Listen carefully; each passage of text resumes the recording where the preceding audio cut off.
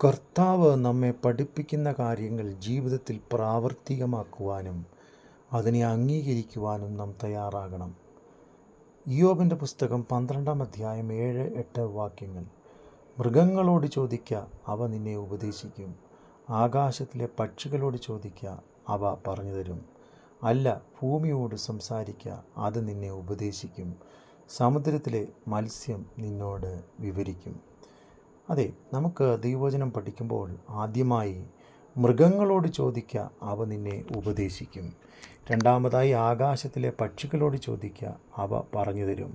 മൂന്നാമതായി സമുദ്രത്തിലെ മത്സ്യങ്ങളോട് ചോദിക്ക, അവ നിന്നോട് വിവരിക്കും.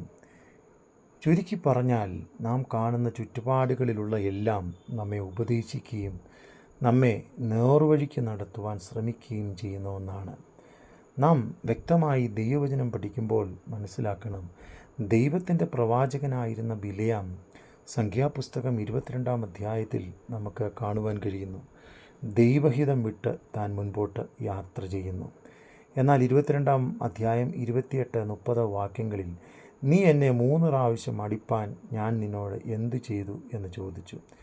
ഞാൻ നിൻ്റെ കഴുതയല്ലയോ? ഇക്കാലമൊക്കെയും എൻ്റെ പുറത്തല്ലയോ നീ കയറി നടന്നത്? ഞാൻ ഇപ്പോഴും എങ്കിലും നിന്നോട് അനുസരണക്കേട് കാണിച്ചിട്ടുണ്ടോ? അതെ, കഴുത സംസാരിക്കുന്നത് നമുക്ക് കാണുവാൻ കഴിയും. കഴുത വായി തുറന്ന് പ്രവാചകനാകുന്ന ബിലെയാമിനെ തിരിയപ്പെടുത്തുകയാണ്. അതുപോലെ തന്നെ പുതിയ നിയമത്തിൽ മത്തായിയുടെ സുവിശേഷം 26-ാം അധ്യായം അതിൻ്റെ 75-ാം വാക്യം വായിക്കുമ്പോൾ അവിടെ നമുക്ക് കാണുവാൻ കഴിയുന്നത്, എന്നാറെ കോഴി കൂവും മുമ്പ് നീ 3 വട്ടം എന്നെ തള്ളിപ്പറയും എന്ന് യേശു പറഞ്ഞ വാക്ക് പത്രോസ് ഓർത്തു പുറത്തുപോയി അതിദുഃഖത്തോടെ കരയുവാനിടയായി തീർന്നു. പലപ്പോഴും നമ്മുടെ ചുറ്റുപാടുകളിലുള്ള ജീവജന്തുക്കൾ, അതെ, ഇയ്യോബ് പറയുന്നത് പോലെ സമുദ്രത്തിലുള്ള മത്സ്യങ്ങൾ, പ്രകൃതി ശക്തികൾ ഒക്കെ നമ്മെ പലതും പഠിപ്പിക്കാറുണ്ട്.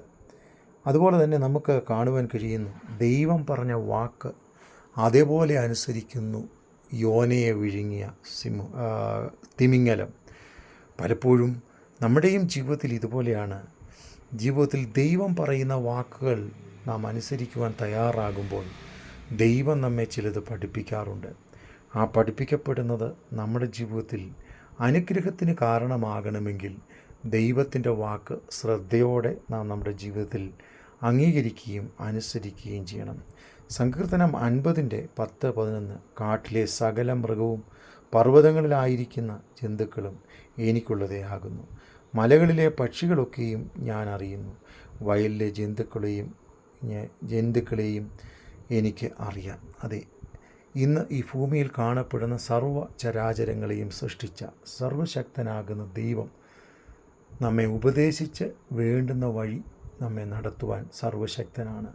എന്നാൽ ദൈവവാക്കനുസരിക്കാതെ പലപ്പോഴും നാം നമ്മളുടെ വഴിയിലും നമ്മുടെ ഇഷ്ടത്തിനും പോകുമ്പോൾ ഈ ലോകത്തിലുള്ള ജീവജന്തുക്കൾ ഒരുപക്ഷെ നമ്മെ ഉപദേശിക്കുകയും പ്രകൃതി ശക്തികൾ പോലും നമ്മോട് സംസാരിക്കുകയും ചെയ്യും. അത് ഗ്രഹിച്ചറിഞ്ഞ് ദൈവസന്നിധിയിൽ ദൈവഹിതത്തിനായി നമ്മെ തന്നെ സമർപ്പിക്കുവാൻ ഒരുങ്ങുകയും സമർപ്പിക്കുകയും ചെയ്യേണ്ടുന്നത് വളരെ അനിവാര്യമാണ്. ദൈവം നമ്മെ ഏവരെയും അനുഗ്രഹിക്കട്ടെ.